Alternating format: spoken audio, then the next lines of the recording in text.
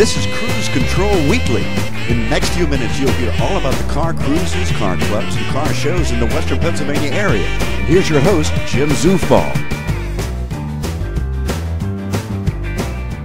And it is four-wheel drive, off-road, and Jeep night here at the Wexford Starlite Car Cruise. And nothing gets more off-road than the vehicle I'm standing in front of right now. A Unimog powered by Mercedes-Benz. This thing is awesome. Imported from overseas, it is used for the forestry service, lots of heavy-duty firefighting, and a number of other industrial uses. We're fortunate to have it here at the Wexford Starlite Car Cruise tonight, as well as a number of other Jeeps, other off-road vehicles as well. We're going to take a look at a number of other ones here at the Wexford Starlite Car Cruise.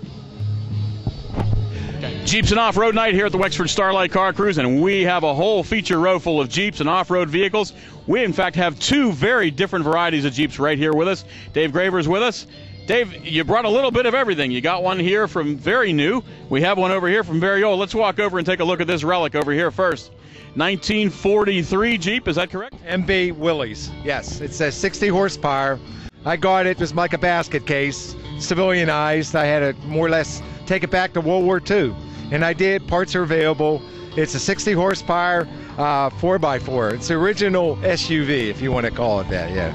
But this is it. This is where it started, right? So 1943, clearly this was one of the originals built for the Second World War. Any idea where this thing served? I knew after World War II, it probably never went overseas. Usually the ones that are in the United States never went over. It was registered to the Civil Air Patrol. And they had it for a number of years, and a farmer bought it. He used it as a farm truck. Then the guy I bought it off, who's an engineer, he had it for about 8-9 years, and he engineered all kind of gadgets to it. When I bought it, I took all those gadgets off, you know. So I took it back to World War II, which makes it more original. Yeah, well, you certainly have. If you look inside, we're going to take a look inside of this thing, and you've got so many World War II relics inside of the vehicle. You've really taken it back to the period. And so it's 1943. You've had it since when? I've had it for 12 years. And you did some awesome work too. Let's take a walk over and look at your brand new one as well. And 2008. Okay.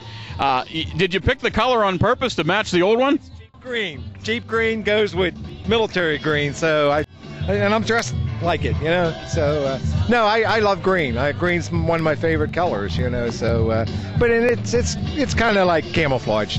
And not much question, Dave. You're a Jeep guy. Now, how many more do you have besides this? Well, I have a Jeep Jeepster, a 1950 Jeepster. It's a convertible.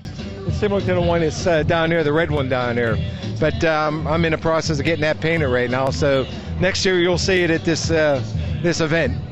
Well, 1943 is certainly an awesome piece, and we're glad you bring it here. We know you're here quite a bit at the Wexford Cruise, and we want to welcome you here as always on Jeep Night, but every week as well.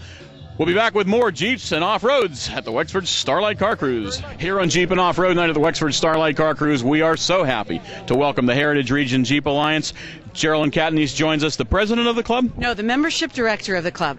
As a membership director, obviously you coordinate members and so forth. Do you have a limited number of members you bring in? I've seen your website. We have 250 members. That's primary members. And then we have associate members. But our membership is capped at 250. Right now, we currently have a wait list for next year's membership of over 25 members, 25 potential members, people who want to get into our club because they've heard about us and our club's reputation.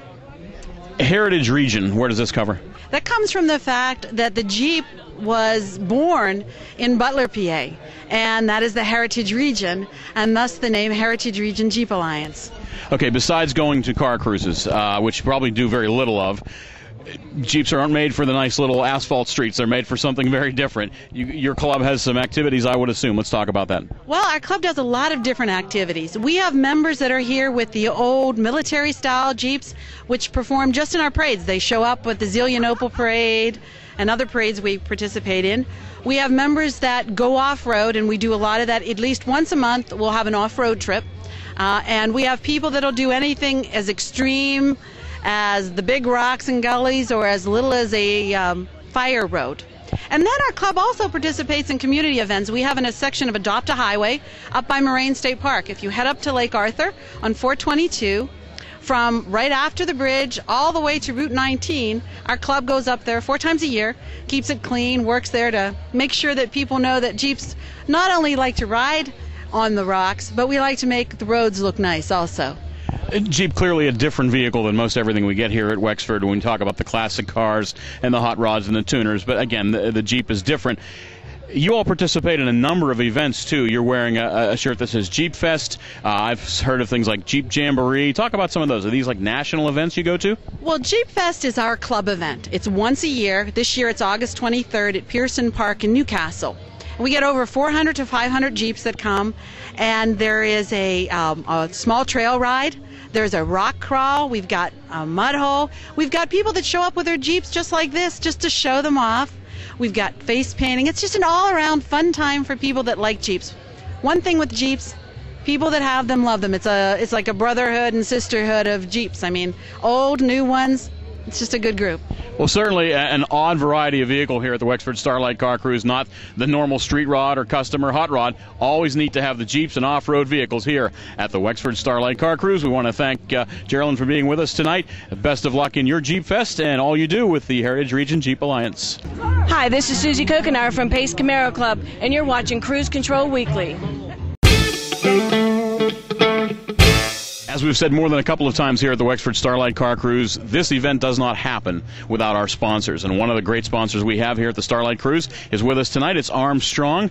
Used to be known as Armstrong Cable. And we have Deneen O'Connell with us tonight. She's going to tell us a little bit about what used to be Armstrong Cable, and now we call it just Armstrong. Now your tagline, I see it on your shirt, we see it on the van, one wire, infinite possibilities. Tell us what that means. That's because right now we do so much more than just cable. Now we do 3 different things. We do cable, internet, and telephone all in one wire. So that's what one wire infinite possibilities means. Every cable, utility, and so forth has their service areas. What about Armstrong? What area of the country do you cover? We are Keystone, the area that I work for Armstrong, the Butler office, basically reaches up a little bit north of Grove City and down probably about as far as Wexford. But Armstrong also encompasses areas as far as Ohio and Maryland. So internet, phone, television, okay, 3 possibilities. How about the infinite? What else is coming? What's in the future of this technology? You know, Armstrong is striving to reach new horizons every day. You know, people are always asking us about gaming and cell phones and things like that, and who knows what's around the corner for us. But right now we have so many different opportunities with television, our Television Plus. High definition is a very big thing right now. People are getting their new high definition televisions. Armstrong services the high definition television. We have high definition boxes and channels that you can use. We have 100% digital picture, beautiful, clear. We have what we call PVR right now, which is a personal video recorder, so you can watch live TV and pause it while you're watching it. You can rewind, you can whiz through the commercials. It's wonderful. People get hooked on that really quickly. Okay, somebody's watching this right now. They live in your service area. They get their internet through a phone line, perhaps. How do they contact Armstrong? You know what? We have a customer service number, and I can give it to you. It's 1-877-277-5711. You can go on the internet at armstrongonewire.com and get our customer service. Anytime you're interested in one of our services, and one of the things I'll say about that is when you use our internet, you're not tying up your phone line like a dial-up, so you don't have to worry about people trying to call you while you're on your internet. Our customer service is wonderful. They are 24 hours a day. If there's an emergency, they can help you also, and you just call them and they'll get you all set up. They know all different specials that are in your area at the time, and I think you should try it. You would love the service. Well, Deneen, we want to thank you. We want to thank Armstrong, of course, for being a big part of what we do here every summer.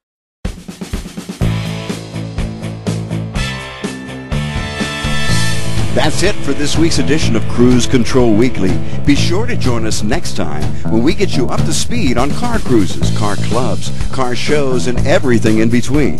To see archived programs, go to youtube.com/cruisecontrolweekly.